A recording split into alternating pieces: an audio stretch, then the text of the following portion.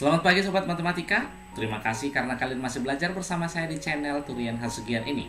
Materi hari ini akan kita pelajari lanjutan materi dari persamaan trigonometri yang berbentuk persamaan kuadrat dan bentuk A sin X tambah B cos X sama dengan C. Video sebelumnya yang kita bahas adalah persamaan trigonometri dasar, dan itu pula lah nanti yang akan kita gunakan sebagai dasar untuk memecahkan soal-soal di video ini. Di samping kita harus mengingat rumus-rumus trigonometri yang lain yang sudah kita pelajari di materi-materi yang sebelumnya. Tapi kalian tidak usah khawatir ya, soal trigonometri ini sebenarnya tidak sesulit yang kalian bayangkan. Yang penting kalian tetap harus mengingat pelajaran-pelajaran trigonometri sebelumnya, karena materi trigonometri selalu berkaitan dengan materi sebelumnya. Jadi buat sobat semua, tonton videonya sampai akhir supaya kalian bisa lebih memahami materi ini. Tetap semangat belajar dan salam sehat. Saya ingin mengingatkan kita kembali tentang persamaan trigonometri dasar. Yang pertama, apabila kita temukan sin X sama dengan sin alpha, maka untuk menyelesaikannya ada dua cara. Yang pertama, bukan dua cara, ada dua bentuk. Yang pertama adalah X sama dengan alpha tambah K kali 360 derajat. Dan yang kedua, X sama dengan 180 kurang alpha tambah K kali 360 derajat. Kemudian untuk yang cos, cosinus X sama dengan cosinus alpha, maka X sama dengan alpha tambah K kali 360. Dan satu lagi, X sama dengan minus alpha tambah K kali 360. Kemudian untuk tangan X sama dengan tangan alpha, maka X sama dengan alpha tambah K kali 180 derajat. Dimana ingat K itu adalah suatu bilangan bulat, mulai dari negatif sampai dengan positif.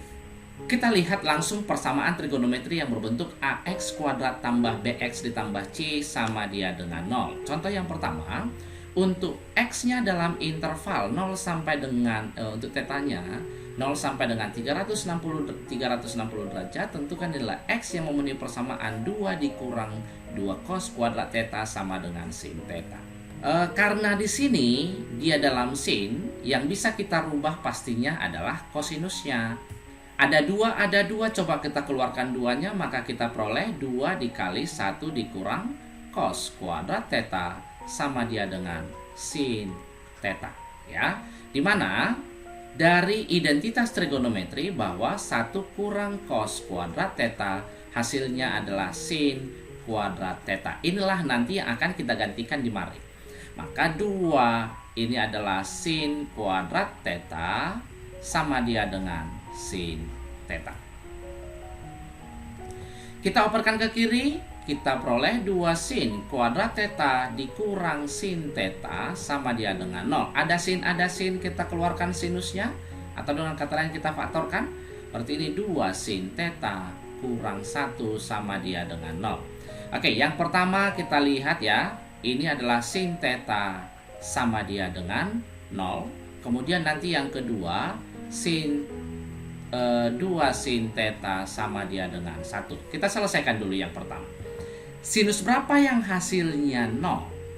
Berarti itu adalah sinus 0. Oke, maka berdasarkan rumus dari persamaan sinus, maka tetanya adalah 0 ditambah K kali 360. Dari sini kita selesaikan dulu ya. Yang pertama ini, maka theta untuk K sama dia dengan 0, tetanya sama dengan 0. Kemudian untuk K sama dengan 1, tetanya adalah 360 derajat. Kemudian yang kedua, untuk theta sama dia dengan 180 kurang alpha, berarti kurang 0, ditambah K kali 360. Berarti sama dia dengan 180 tambah K kali 360. Ingat, untuk K sama dengan 0 berarti tetanya sama dengan 180 derajat. Untuk K-nya sama dengan 1 ataupun minus 1, dia sudah di luar intervalnya. Berarti sampai di sini. Kita lihat yang kedua. Dari sini kita peroleh sinus theta sama dia dengan 1 dibagi 2. Ingat, sinus berapa yang hasilnya setengah? Maka sinus theta sama dengan sinus 30 derajat. Oke, kita gunakan lagi rumus-rumus dari persamaan sinus. Maka sin theta sama dengan 30 tambah K kali 360. Dan satu lagi nanti adalah Theta sama dia dengan 180 kurang alfa. Alfanya 30 tambah K kali 360. Kita selesaikan dulu yang ini. Berarti untuk K sama dia dengan 0, tetanya kita peroleh 30. Untuk K-nya 1 sudah lewat dari interval. Kalau yang ini, theta sama dengan 180 kurang 30, 150 tambah K kali 360. Untuk K sama dia dengan 0, maka tetanya adalah 150. Untuk K-nya 1 ataupun minus 1, dia sudah di luar interval. Kita buat himpunan penyelesaiannya. Kita mulai dari yang terkecil, yaitu 0, kemudian 30, kemudian 150, kemudian 180, dan terakhir adalah 360 derajat. Kita lihat contoh soal nomor 2 untuk interval 0 sampai 360. Tentukan nilai X yang memenuhi persamaan sekant kuadrat X tambah 1 sama dengan 3 tangen kuadrat X. Oke, kita lihat di sini ada sekant dan ada tangen. Biar lebih gampangnya kita arahkan ke identitas yang ada 1 tambah tangen kuadrat X. Hasilnya adalah sekant kuadrat X. Berarti ganti sekannya itu dengan yang ini. Kita peroleh 1 ditambah tangen kuadrat X ditambah 1 sama dengan 3 tangen kuadrat X. 3 tangen kuadrat X dikurang tangen kuadrat X berarti 2 tangen kuadrat X. 1 ditambah 1, 2. Dari sini kita peroleh tangen kuadrat X sama dengan 2 dibagi 2, 1K. Tangannya adalah akar dari 1, yaitu plus minus 1. Berarti ada 2 nilai tangannya. Yang pertama, tangan X-nya sama dia dengan 1. Dan satu lagi nanti, tangan X-nya sama dia dengan minus 1. Oke, kita selesaikan dulu satu persatu. Tangan berapa yang hasilnya 1? Berarti itu adalah tangan 45. Maka ingat, untuk tangan persamaan tangan, X-nya adalah alfa tambah K kali 180 derajat.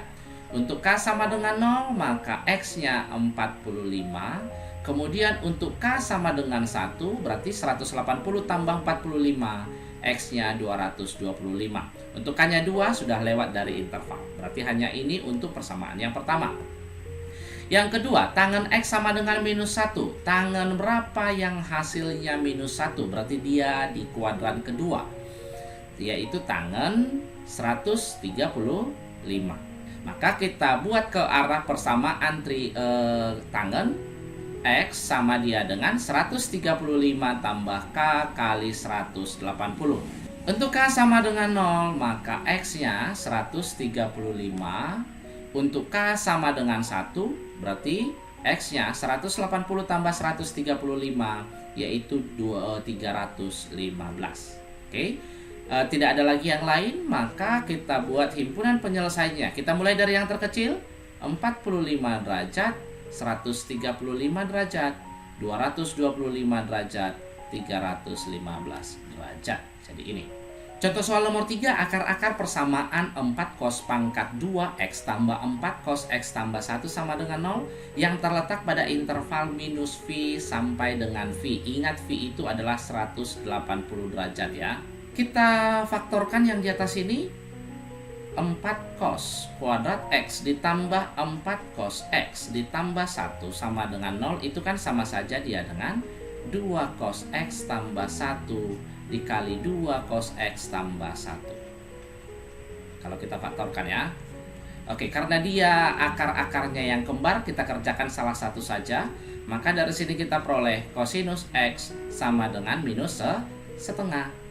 Oke, kalau sudah gini, berarti kita cari nilai kosinus berapa yang hasilnya minus setengah. Berarti kosinus 120. Maka kita gunakanlah rumus yang tadi. Berarti X sama dengan alfa tambah K kali 360. Dan satu lagi, X sama dengan minus alfa tambah K kali 360. Dari sini untuk K sama dia dengan 0, berarti X-nya adalah 120. Untuk K-nya 1, dia sudah lewat dari interval.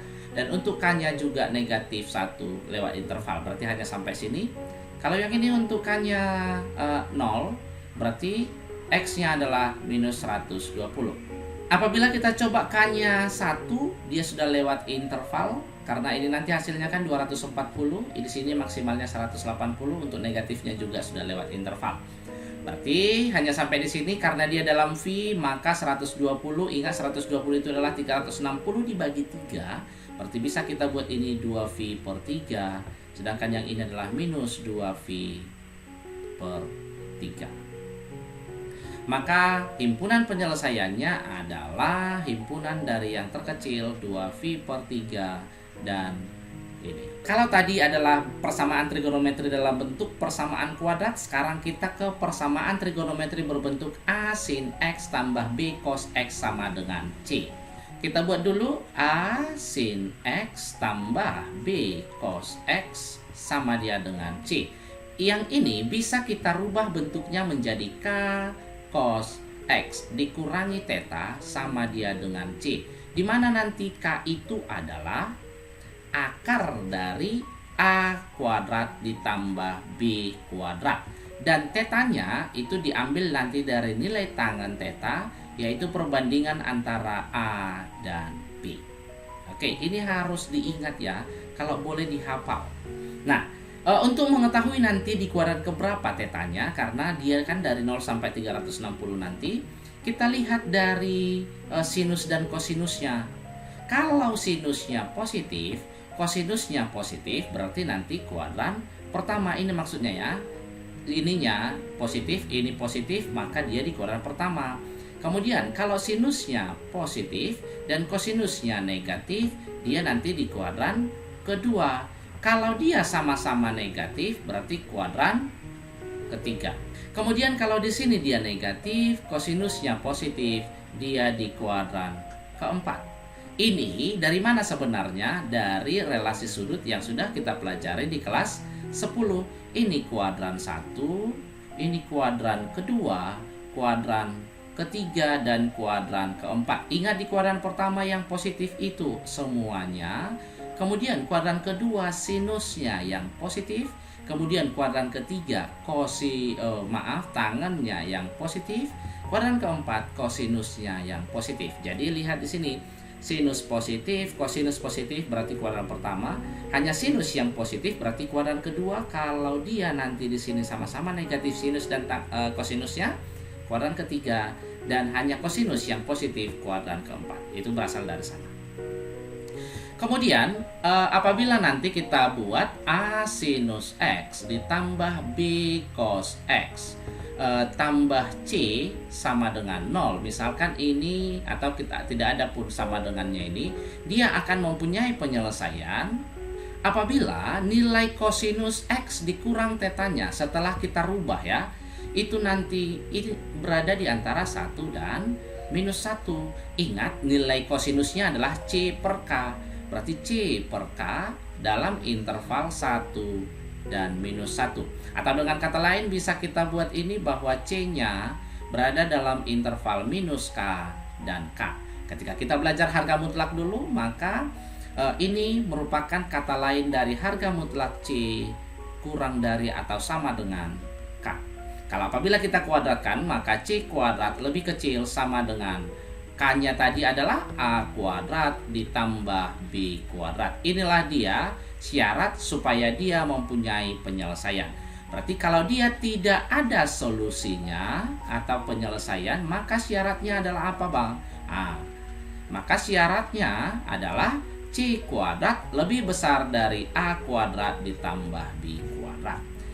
Di samping ini ada juga nanti apabila ditanya maksimum dan minimumnya. Oke, kalau bentuknya nanti seperti ini atau dia bentuk dari K cos X ditambah theta tambah C, maka nilai maksimumnya nanti adalah harga mutlak K ditambahkan dengan C, sedangkan minimumnya itu nanti minus harga mutlak K ditambahkan dengan C. Untuk contoh-contohnya bisa nanti kita lihat di soal-soal yang akan kita bahas berikut ini. Coba kita lihat contoh soal nomor 4. Tentukan nilai X dalam interval 0 sampai dengan 2V yang memenuhi persamaan cos X dikurang akar 3 sin X kurang 1 sama dengan 0. Kita cari dulu A-nya. dan B-nya. A itu adalah koefisien dari sin, berarti akar 3. B itu adalah koefisien dari cos, berarti sama dengan 1. Kita cari K-nya. K adalah akar dari A kuadrat ditambah B kuadrat. Atau sama saja nih dengan akar 3 pangkat 2. 1 pangkat 2, 1 akar 4, yaitu 2. Sedangkan untuk tangen tetanya itu nanti kita peroleh dari A per B, di mana A-nya itu adalah minus akar 3 per 1, atau sama saja dia dengan minus akar 3. Ingat, kalau dia sinusnya yang negatif, kosinusnya yang positif, berarti dia di kuadrat ke 4. Nah, kalau dia di kuadran keempat, berarti tetanya berapa? Yang hasilnya minus akar 3 untuk sudut istimewa. Berarti kita peroleh tetanya adalah 300 derajat.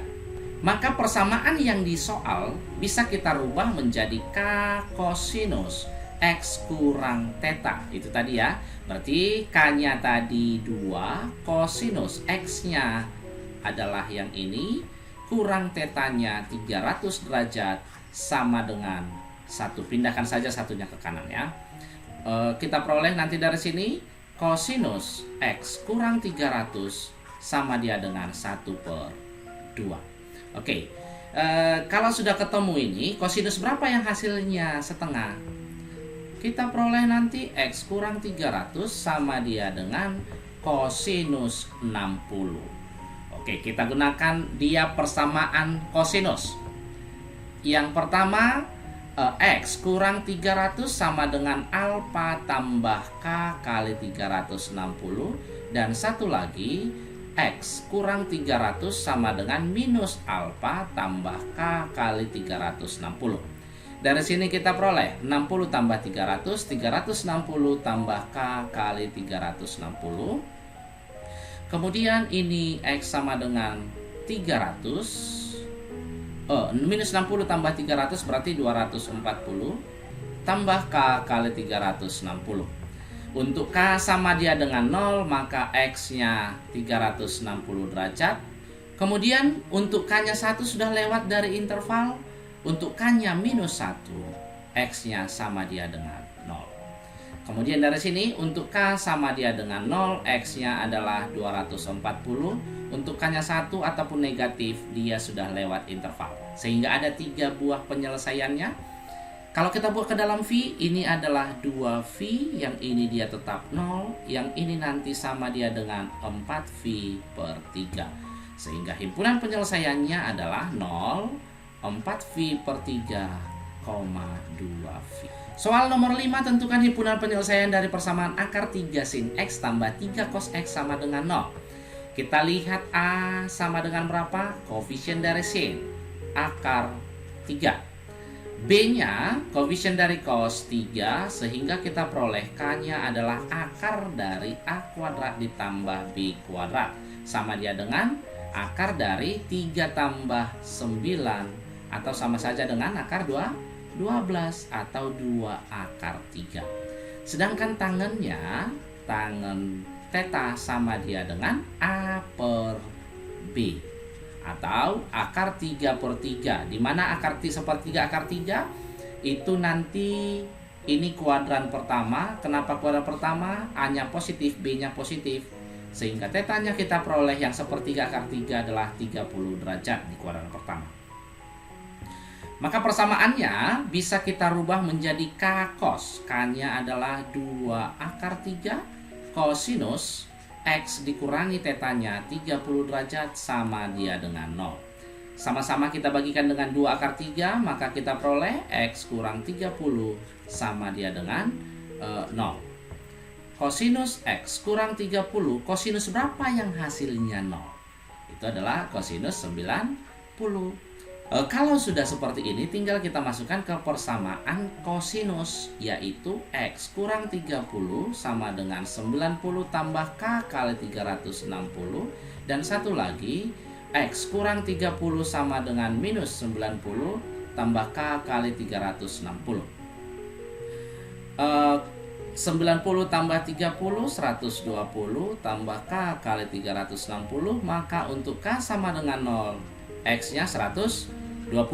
Untuk K-nya 1 dia sudah lewat, untuk K-nya negatif juga sudah lewat. Yang kedua, X sama dengan minus 90 ditambah 30 minus 60 tambah K kali 360. Berarti untuk K sama dengan negatif, dia negatif. Untuk K-nya 0 dia juga negatif. Untuk K-nya 1 berarti jadi 300 derajat. Karena cuman ini penyelesaiannya, maka himpunannya adalah 120 derajat dan 300 derajat. Untuk soal nomor 6, carilah batasan nilai K yang membuat persamaan 2 cos X tambah sin X sama dengan K mempunyai penyelesaian real untuk nilai X. Ingat, dia mempunyai penyelesaian apabila C kuadrat lebih kecil sama dengan A kuadrat tambah B kuadrat. Kan begitu ya. C kuadrat itu adalah yang ini, K. Berarti K kuadrat lebih kecil dari A-nya adalah yang ini, 1, ditambah B-nya koefisien dari cos-nya 2 kuadrat. Berarti dari sini kita peroleh K kuadrat lebih kecil daripada 5. Kita pindahkan ke kiri. Kurang 5 lebih kecil sama dia dengan 0. Kita faktorkan yuk. K kurang 5, akar 5 dikali K tambah akar 5 lebih kecil dari 0. Ini dari mana bang? Dari sini. Ingat, A kuadrat dikurang B kuadrat, hasilnya adalah A kurang B, A tambah B. Di mana 5 itu kan sama saja dengan akar 5 pangkat 2, dan inilah yang B. Makanya tinggal di sini akar 5 dan minus akar 5. Sehingga kita peroleh K di sini adalah akar 5, sedangkan yang ini K-nya adalah minus akar 5. Karena ada 2 pembuat nolnya, biar lebih enaknya nanti dan berlaku ke semua pertidaksamaan, kita masukkan ke garis bilangan akar 5 dan minus akar 5. Kita mulai dari yang terkecil. Untuk mencari daerah himpunan penyelesaiannya, kita lihat dari koefisien pangkat tertingginya nih. Koefisien pangkat tertinggi dari K kuadrat adalah positif, berarti selalu kita mulai dari kanan positif, negatif, positif. Yang diminta lebih besar atau lebih kecil? Kalau dia lebih besar, ambil yang positif. Kalau dia lebih kecil, ambil yang negatifnya. Karena di sini dia lebih kecil, berarti inilah penyelesaiannya. Cara penulisannya ini adalah X-nya di antara minus akar 5 dan akar 5. Ada tanda sama dengannya? Ada. Jadi inilah batasan nilai K yang membuat persamaan ini mempunyai penyelesaian. Contoh soal nomor 7, tentukan nilai maksimum dan nilai minimum dari fx sama dengan sin x tambah cos x tambah 2 akar 2. Oke, kita lihat dulu yuk. A-nya adalah 1, B-nya adalah 1. Koefisien dari sinus, koefisien dari kosinus. Kita cari K-nya, maka K sama dia dengan akar dari A kuadrat tambah B kuadrat, yaitu akar dari 1 tambah 1, 2. Sedangkan tangan X-nya atau tangan tetanya adalah A per B. A per B 1 dibagi 1 yaitu 1. Dia di kuadran 1. Kenapa? Karena sama-sama positif. Maka tetanya adalah berapa? Tangan berapa yang hasilnya 1? 45 derajat. Sehingga persamaan fx-nya bisa kita rubah menjadi K cos. K-nya adalah akar 2 kosinus X dikurang alpanya, yaitu 45 derajat ditambah 2 akar 2. Yang sebelumnya kan sudah saya kasih tahu, untuk mencari maksimumnya rumusnya adalah harga mutlak K ditambahkan dengan C. Dimana di sini harga mutlaknya adalah minus akar 2 ditambahkan dengan 2 akar 2 atau sama dengan 3 akar 2. Inilah nilai maksimumnya. Kemudian untuk nilai minimumnya yaitu minus harga mutlak K ditambahkan C, atau dengan kata lain minus akar 2 tambah 2 akar 2 sama dia dengan akar 2. Baiklah sobat matematika, materi untuk persamaan trigonometri ini sudah selesai. Dengan kata lain, kita sudah menyelesaikan satu kompetensi dasar.